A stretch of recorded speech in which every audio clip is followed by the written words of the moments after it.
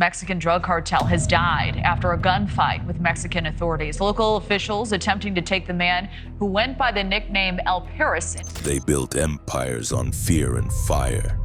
But in the cartel underworld, death is never silent. When drug lords fall, their rivals don't just kill them, they film it. Because here, power isn't proven by who you destroy, but by who watches you do it. Top member of a Mexican drug cartel who had a bounty over his head in the U.S. is now dead. From La Catrina bleeding out in a hail of bullets to bosses executed live for the world to see, every frame tells a story of vengeance and downfall. These are 12 times drug lords were brutally killed on camera. La Catrina. For years, Maria Guadalupe Lopez had managed to stay one step ahead of the law, building a reputation that mixed fear, beauty, and danger in equal measure. In 2017, at just 17, Maria Guadalupe left her home in Los Chorritos and entered the world of organized crime. Her connection to Miguel LM2 Fernandez, a senior member of the Jalisco New Generation cartel, pulled her deep into the CJNG's ranks. Under his influence, she rose quickly, adopting the name La Catrina, inspired by Mexico's iconic Day of the Dead figure, a symbol she proudly tattooed on her thigh. But unlike most cartel operatives, she didn't hide in the shadows. On social media, La Catrina flaunted her life, posing with rifles, luxury cars, and stacks of cash, turning herself into a symbol of the CJNG's bold, untouchable image. Behind the glamour, however, was a deadly reality. La Catrina coordinated kidnappings, extortion, and targeted assassinations. One of her most infamous operations unfolded on October 14, 2019, in the town of Elvago. Working alongside LM2, she helped organize a deadly ambush on state police that left 13 officers dead and 9 wounded. Afterwards, the cartel scattered messages across the area, open warnings to rivals and law enforcement that CJNG was in control. Her violent reign came to an end in January 2020. Acting on a tip, Mexican forces surrounded a CJNG safe house in La Bocanda, Tocatec. The Army, National Guard, and state police stormed the property, triggering a fierce gunfight. Maria Guadalupe, just 21, was struck in the neck during the exchange. Footage from the aftermath showed her lying on the ground, struggling to breathe as a soldier tried to comfort her, urging her to hold on while they waited for a helicopter. But the wound was fatal. She bled out within minutes. Doctors later confirmed she died from hypovolemic shock. 6 cartel members were arrested during the raid, and several military-grade weapons were seized. But LM2, the man who had brought her into the CJNG, managed to escape, leaving behind the young woman who had once ruled beside him, now remembered as La Catrina, the queen who fell to her own war. Francisco Rafael Arellano Felix. In October 2013, a once feared figure of Mexico's criminal underworld met a bizarre and violent end. Francisco Rafael Arellano Felix, a senior member of the infamous Arellano Felix drug cartel, was shot dead inside a rented beachfront home in Los Cabos, Mexico, by a gunman disguised as a clown. Authorities later confirmed that the 63-year-old was struck twice, once in the chest and once in the head. His identity was verified at the scene by family members, while investigators tried to make sense of the killer's strange disguise. A full clown costume complete with wig and red nose. In his prime, Francisco Rafael had helped control the Tijuana drug trade throughout the 1990s alongside his brothers, turning the Arellano Felix organization, better known as the Tijuana cartel, into one of the most violent and powerful trafficking groups in Mexico. Their operation was notorious for moving massive quantities of cocaine, marijuana, and heroin across the U.S. border with ruthless precision. But by the early 2000s, the cartel's empire had crumbled, and years of arrests, killings, and internal collapse had stripped it of much of its strength. Francisco Rafael himself had spent more than a decade behind bars after his 1993 arrest, tied to the assassination of a Roman Catholic cardinal.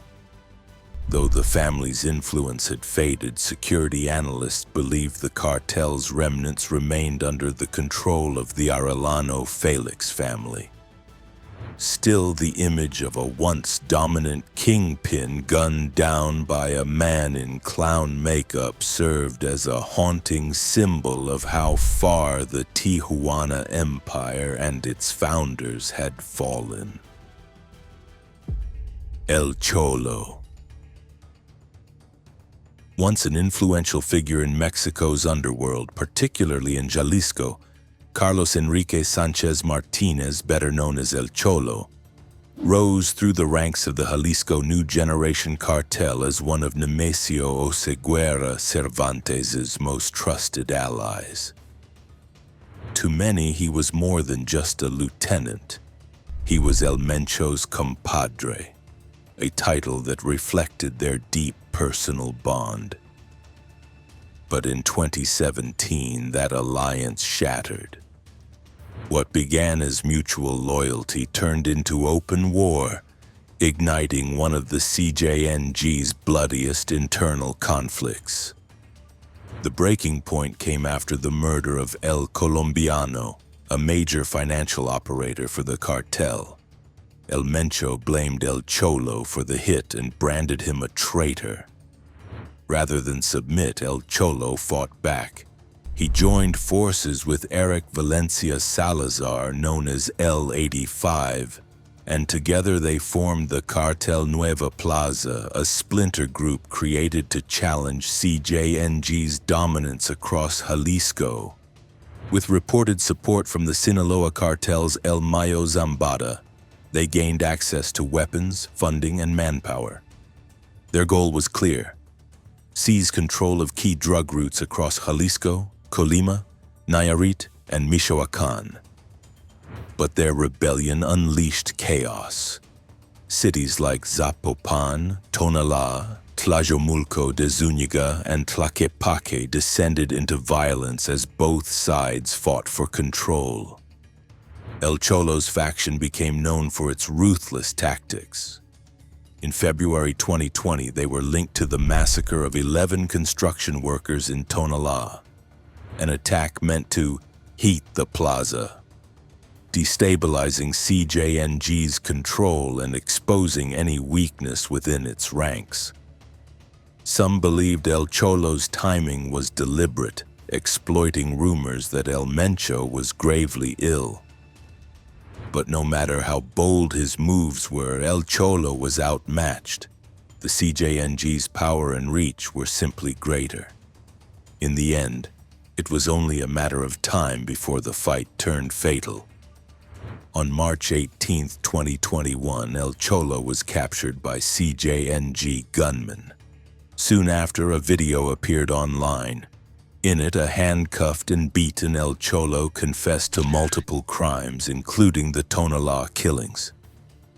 He also made shocking claims, alleging that he had collaborated with Omar Garcia Harfuch, Mexico City's security chief, to undermine the CJNG. Harfuch denied the accusation, but by then it no longer mattered. Hours later, El Cholo's mutilated body was found in Jardines de Hidalgo, a park in Tlaquepaque. Wrapped in black plastic and stabbed with 2 knives, a note was pinned to his corpse. It read, The traitor Carlos Enrique Sanchez Martinez, alias El Cholo. The forensic report revealed the full extent of his torture, both legs shattered, kneecaps crushed, eyes gouged out, several toes severed, and signs of electric shocks, before he was finally executed with 3 bullets to the head. El Peris. Jorge Humberto Figueroa Bonitez, better known as El Peris, met his end during a government raid that brought one of Mexico's most dangerous cartel enforcers to a violent close. His name first made headlines on October 17, 2019, during the Culiacanazo. Caught on camera wielding a .50 caliber Barrett rifle, El Peris opened fire on Sedena forces, killing a member of the National Guard. But nearly 6 years later, Mexico's Secretariat of National Defense made sure he paid the price. Before his death, El Peris had risen through the ranks of the Sinaloa cartel. He started his career under the Damasos faction before pledging allegiance to Los Chapitos, the group led by the sons of Joaquin El Chapo Guzman. His ruthlessness and loyalty earned him a place among Los Ninas, the cartel's feared enforcement wing, notorious for its extreme violence. By the early 20s, he was overseeing security for El Chapo's sons, Ivan Archivaldo Guzman and Jesus Alfredo Guzman Salazar. When Nestor Isidro Perez Salas, known as El Nini, was arrested in 2023, El Peris stepped up, assuming one of the cartel's highest-ranking security roles. He became deeply involved in the fentanyl trade, prompting the U.S. government to issue a $1 million bounty for his capture. But as the Sinaloa cartel fractured, new enemies emerged. Tensions between Los Chapitos and the rival La Gente Nueva de Alayisa faction, loyal to Ismael El Mayo Zambada, grew into open hostility. Rumors began to spread that El Peris was losing faith in his allies and possibly working with the U.S. or Mexican authorities.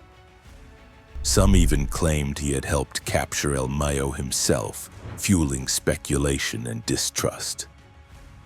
Whether those whispers were true or not, they sealed his fate.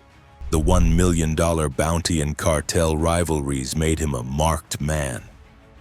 In September 2024, the army launched a raid on an apartment complex in Culiacan's Tres Rios sector, but El Peris escaped through underground tunnels. Another massive operation in October, supported by Navy helicopters, captured 5 of his top associates, yet he slipped away once again. By early 2025, betrayal defined his final months. Intelligence leaks traced back to him led to the arrests of high-ranking Los Chapitos members, including El Guerrito, El 200, and El Jondo. He even attempted to defect to La Meza, reportedly planning to seize control of the faction if Ivan Guzman was ever captured. In May 2025, the manhunt ended. Mexican forces surrounded his hideout after a multi-day operation involving air and ground assaults. When the shooting stopped, El Peris was dead. His men fought fiercely, but they were outmatched. Footage from that final encounter showed the fall of a man who once embodied the brutality of the cartel world. A violent life ending exactly as it began, under fire. Lobo Vera Cruz. On May 20th, 2025, Juan Carlos Santiago Cocuyo, a plaza boss for the CJNG, was abducted in broad daylight by La Barradora, an armed faction linked to Ismael El Mayo Zambada. Hours later, he was executed on camera. In his early days, Cocuyo was just another low-level member of the CJNG, running small operations in Veracruz and earning the trust of the organization. But over time, his loyalty and efficiency pushed him up the ranks until he became plaza boss. overseeing 3 towns, Nanchatal, Awaduli, and Los Chapas. Operating under the alias Lobo Vera Cruz, Cocuyo controlled drug routes, oversaw extortion rackets, and maintained the cartel's local grip. In his later statements, he admitted to working closely with Mexican politician Elvis Ventura, providing muscle and security during Ventura's campaign. That partnership revealed just how deeply the CJNG's influence had seeped into local politics. Ventura's position was crucial to the CJNG's strategy to dominate southern Veracruz, a region already contested by the Sinaloa cartel, the Zetas, and several smaller gangs. But La Barradora, with the backing of the Sinaloa cartel, had recently entered the area with one purpose: to shatter CJNG's control. That rivalry came to a head on that violent May afternoon. Cocuyo was cornered, interrogated, and forced to reveal critical details about CJNG's internal network. Then came his execution, a deliberate act of terror. Despite being armed, his captors chose not to shoot him. Instead, they made it personal, using a knife to end his life in a slow, calculated display of power. In the days that followed, the footage spread across Veracruz, igniting shock and fear. La Barradora claimed full responsibility, insisting they were protecting civilians from CJNG's brutality. But few believed them. Their own hands were just as blood-stained. Still, the message was clear. The war for Veracruz was far from over, and no one, not even a boss like Cocuyo, was untouchable. El Toro. On September 28, 2024, Jaime Daniel Gutierrez Garcia, known in the criminal world as El Toro, met his end in a calculated daylight hit, captured on video by his killer. The footage, later posted on Instagram by the account Gente de Tijuana, shows a gunman calmly sitting on a motorcycle beside a gray SUV. As El Toro approaches and reaches for the door, the shooter opens fire without hesitation, continuing until his target collapses to the ground. This was no random attack.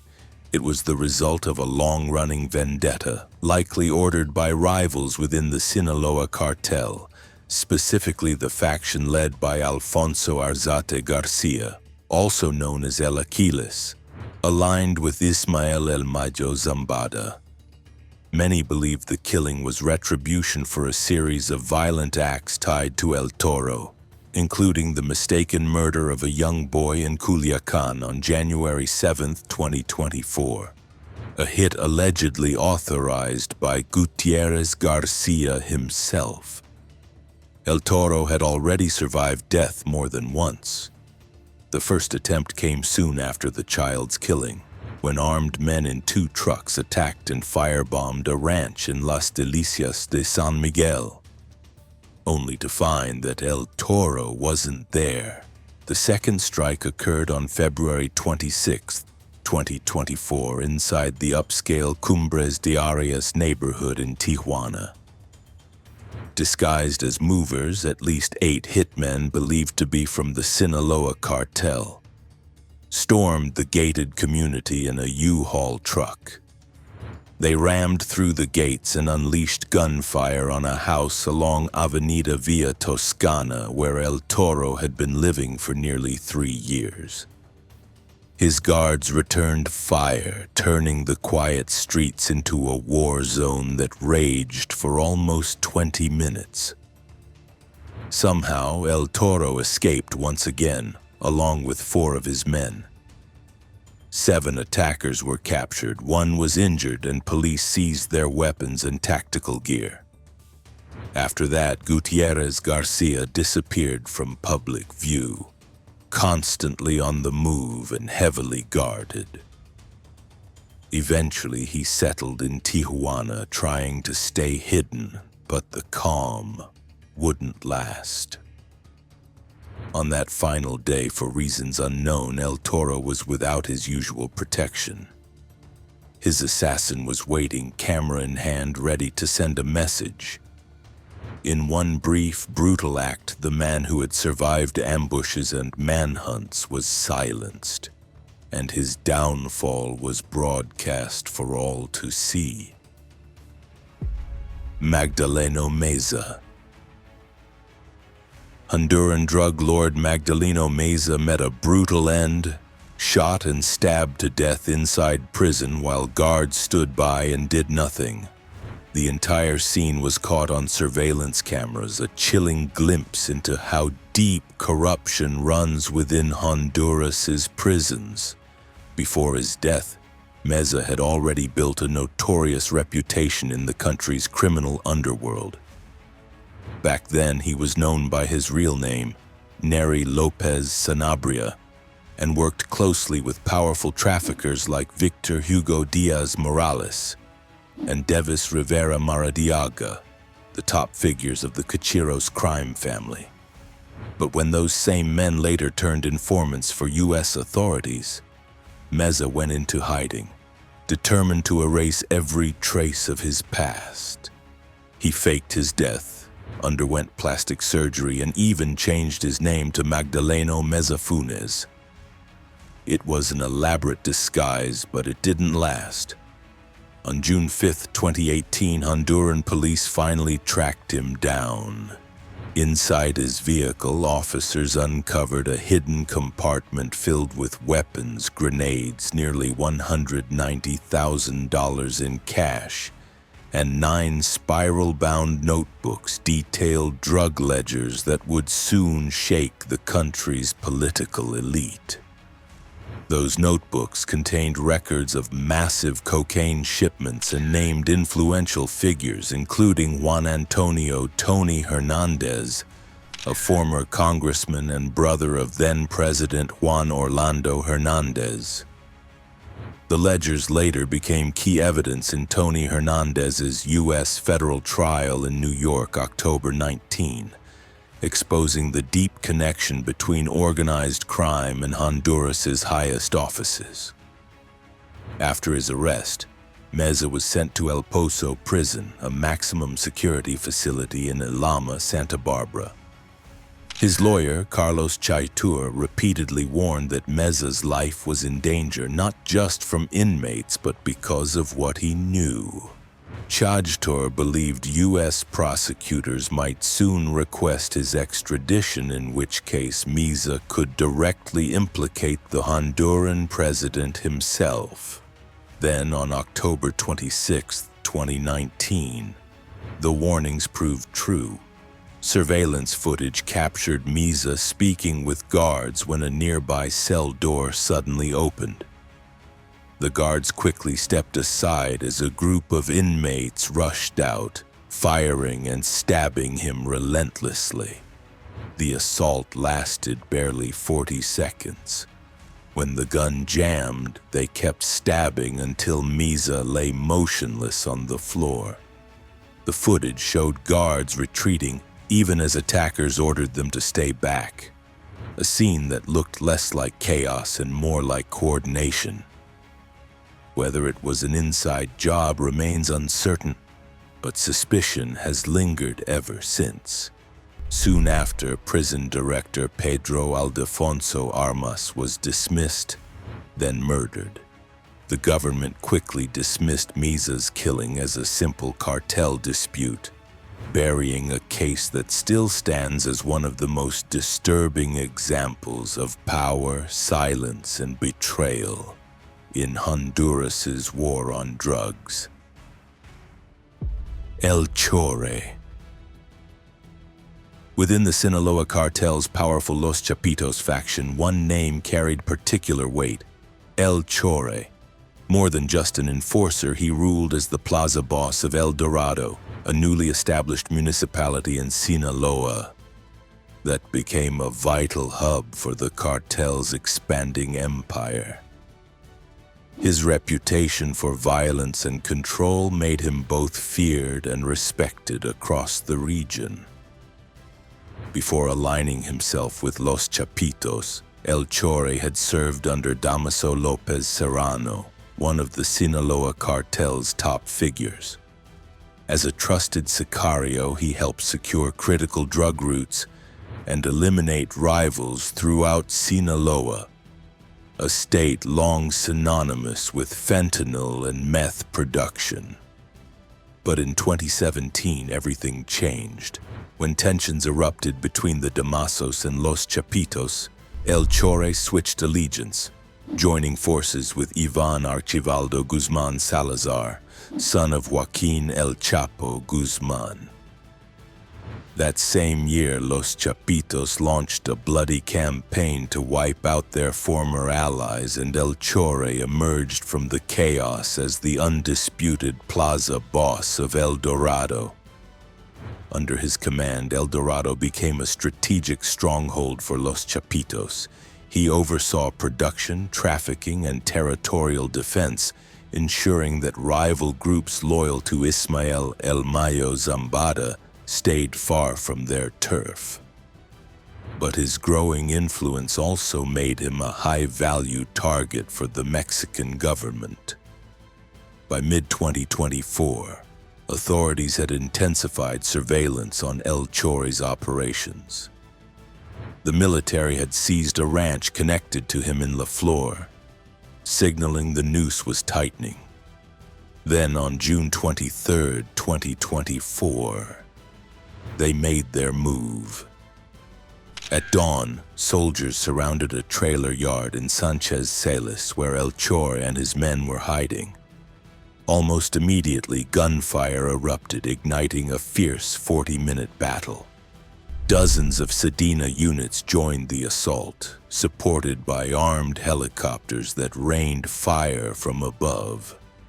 Despite their resistance, El Chore's gunmen were outmatched. When the smoke cleared, El Chore and 7 of his men lay dead. The aftermath was explosive. In El Dorado, grief and anger swept through the community as families of the fallen confronted soldiers enraged by the deaths of their sons and husbands. Their outrage revealed how deeply the cartel had rooted itself in local life, blurring the line between fear, loyalty, and love. Chuya Largo. On July 18, 2024, Manuel Villacaña Pacheco, known as Chuya Largo or El Grande, walked out of the Aquiles Cerdán prison in Chihuahua, a free man. But his freedom lasted only moments. Before he could even leave the area, gunfire erupted, cutting him down in a violent ambush that many saw as the fate he'd long invited. For years, Villacaña had been a key player within the Sinaloa cartel, tied closely to the Los Salguero faction that dominated operations in Chihuahua. His name had become synonymous with drug trafficking and arms smuggling in one of Mexico's most turbulent regions. But by August 2023, his criminal record finally caught up with him. Arrested and locked away in Cerezo No. 1, he faced charges for drug-related crimes and illegal possession of firearms. Even behind bars, Chuya Largo couldn't escape conflict. Reports suggested he had a bitter feud with another inmate known as L21, a rivalry that simmered throughout his sentence and may have set the stage for what happened next. When Villacaña stepped out of prison that July morning, he was walking straight into a trap. It appears the gunman knew exactly when he would be released. As his convoy hit the highway, a white Durango SUV and a red pickup truck closed in, unleashing a barrage of bullets. When the smoke cleared, more than 60 shell casings littered the road. Chuya Largo lay dead alongside 2 of his men, while a 4th was critically wounded. Investigators later recovered 2 AR-15 rifles and several other weapons, proof of the attacker's precision and preparation. Days later, authorities arrested a 23-year-old municipal police officer named Luis Fernando, believed to have helped coordinate the hit. Still, the question that lingered was whether L21 had orchestrated the attack from behind the scenes, a question that remains unanswered to this day. El Russo. On July 12, 2024, Martin Elenis Araujo, better known as El Russo, was gunned down in a ruthless ambush in Culiacan, Sinaloa. The 24-year-old was driving his pickup truck when gunmen opened fire, riddling the vehicle with bullets. Despite his injuries, Lenis managed to steer toward a nearby shopping plaza, but his strength gave out before help could arrive. A bystander's phone camera captured his final moments. El Russo lying on the pavement, gasping for breath as life slipped away. His death marked a violent end to a life deeply entangled in Mexico's drug trade, a story that began years earlier in the early 2000s. Born and raised in Sinaloa, Lenis was drawn into cartel life at a young age, steadily climbing the ranks of the Sinaloa cartel until he became a plaza boss, overseeing key territories across Baja California and Sinaloa. Operating under several aliases, including Jesus Alexander Sanchez Felix, he aligned himself with one of the cartel's most powerful figures, Ismael El Mayo Zambada. Within Zambada's structure, Lenis led armed factions known as Los Omegas and Los Russos, groups responsible for enforcing control, eliminating rivals, and maintaining the cartel's dominance against the opposing faction, Los Chapitos, led by the sons of Joaquin El Chapo Guzman. By 2022, El Russo commanded a force of roughly 42 sicarios, directing operations that spanned drug trafficking, extortion, and territorial battles. His growing influence earned him both fear and enemies, especially as internal tensions between Zambada's loyalists and the Guzman brothers erupted into open conflict. The ambush that ended his life bore every mark of a professional hit, swift, calculated, and executed with precision.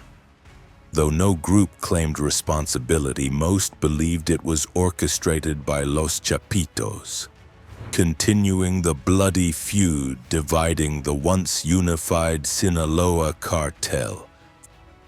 Freddy Maldonado. Born in July 1998 and raised in Culiacan, he grew up in the shadow of cartel violence.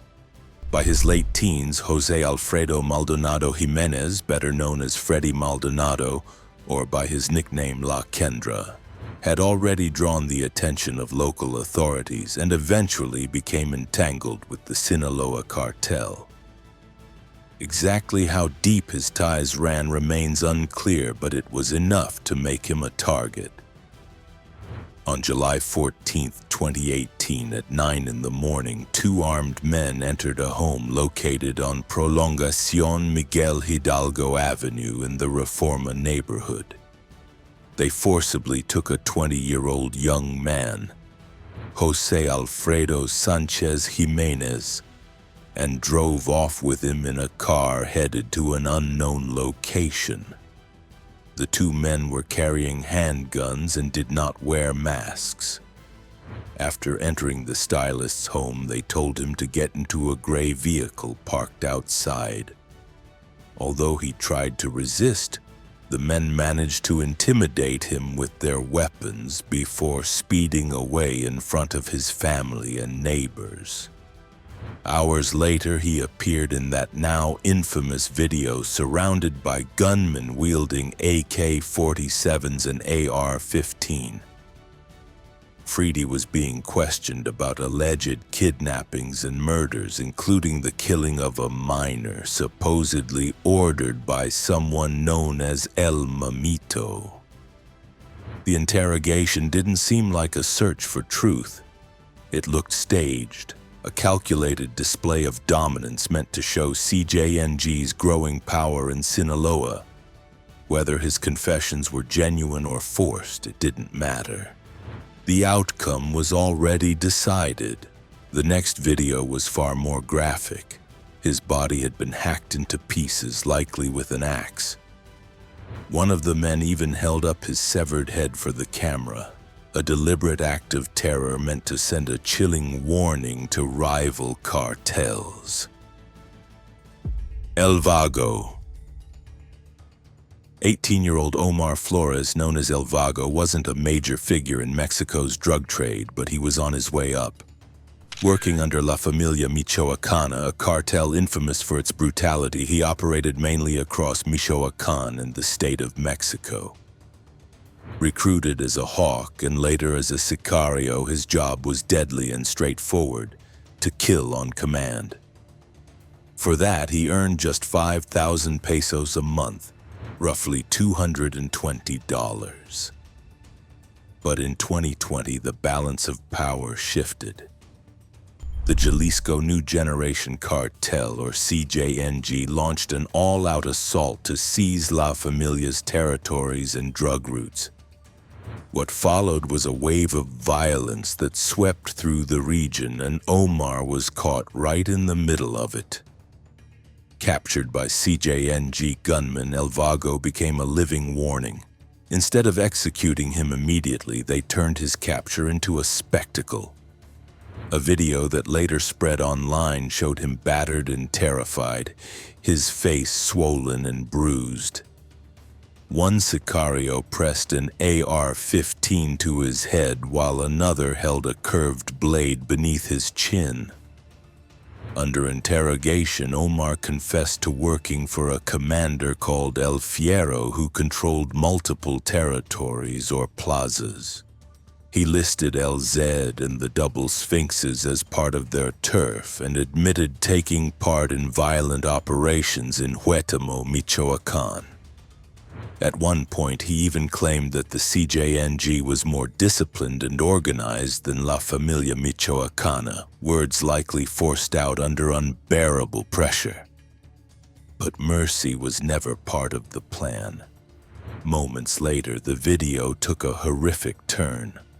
Omar was brutally executed, his limbs severed one by one before he was finally beheaded. Thanks for watching. See you in the next one.